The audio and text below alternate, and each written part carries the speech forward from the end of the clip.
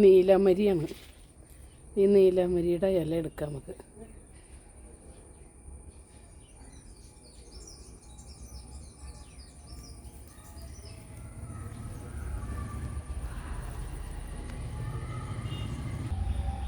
മൈലാഞ്ചി ഇല നമുക്ക് കുറച്ച് വെട്ടിയെടുക്കാം.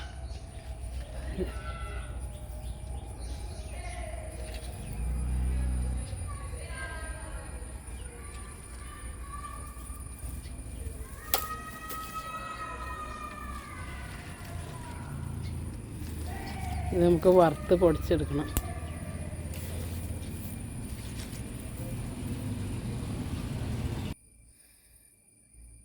നീലമരിയുടെ ഇലയാണ് ഇത്. നമുക്ക് ഊരി ഇതിൻ്റെ തണ്ടൊക്കെ കളഞ്ഞെടുക്കാം. ഇത് മൈലാഞ്ചി ഇല.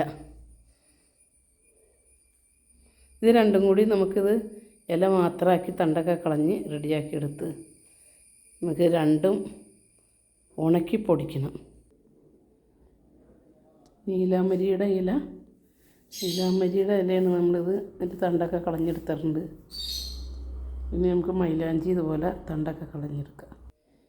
മൈലാഞ്ചി ഇല നന്നായിട്ട് അതിൻ്റെ കൊമ്പൊക്കെ കളഞ്ഞെടുത്തിട്ടുണ്ട്. ഇനി നമുക്കിത് ചട്ടിയിലിട്ട് വറുത്ത് എടുക്കാം.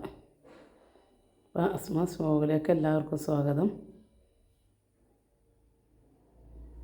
ഇതിന് നമുക്ക് ചട്ടിയിൽ വറുത്ത് എടുക്കാം. ചട്ടി നന്നായിട്ട് ചൂടായി കിടപ്പുണ്ട്. ഒരു ഉരുളിയാണ് വെച്ചാൽ അതിലേക്ക് നമുക്ക് ഈ മൈലാഞ്ചി ഇല ഇട്ട് കൊടുത്ത് വറുത്തെടുക്കാം.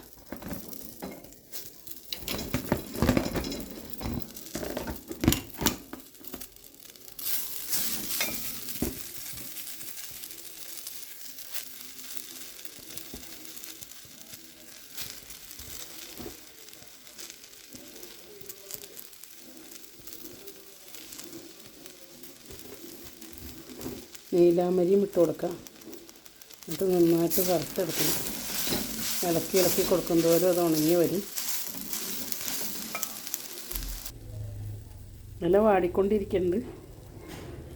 നീലാമരി മൈലാഞ്ചിയിലാണ്. ഇപ്പോൾ വർഷമാണല്ലോ, അപ്പോൾ നമുക്ക് ഉണങ്ങി കിട്ടില്ല. അപ്പോൾ അതാണ് ഇങ്ങനെ വറുത്ത് പൊടിച്ച് വെച്ചാൽ നമുക്ക്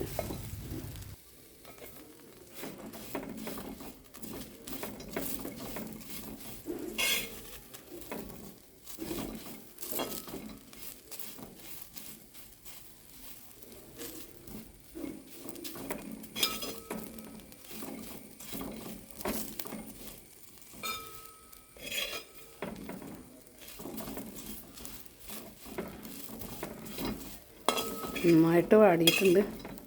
ഒന്ന് ഉണങ്ങി കിട്ടാനുള്ളൂ. അപ്പം നന്നായിട്ട് ഇല ഉണങ്ങിയിട്ടുണ്ട്.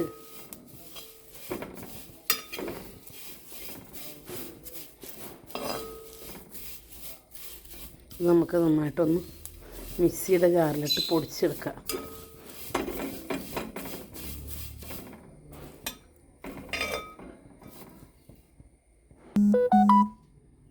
മിക്സിയുടെ ജാറിൽ നമുക്കത് പൊടി. ഇതാണ് നമ്മൾ ഇന്നുണ്ടാക്കിയ നീലാമരിയും മൈലാഞ്ചിയും വറുത്ത് പൊടിച്ച് വെച്ചത്. നമുക്കൊരു ടിന്നിലാക്കി വെക്കാം. ആവശ്യത്തിന് നമുക്ക് വെളിച്ചെണ്ണ കാച്ചണമെങ്കിൽ അതിലുപയോഗിക്കാം.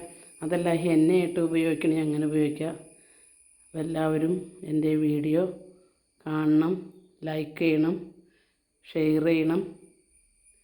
ആദ്യമായി കാണുന്നവരാണെങ്കിൽ സബ്സ്ക്രൈബ് ചെയ്യാൻ മറക്കരുത്. അപ്പോൾ എല്ലാവർക്കും ഷെയർ ചെയ്ത് കൊടുക്കണം കേട്ടോ. എല്ലാവരും എന്നെ സഹായിക്കൂ. Okay, by.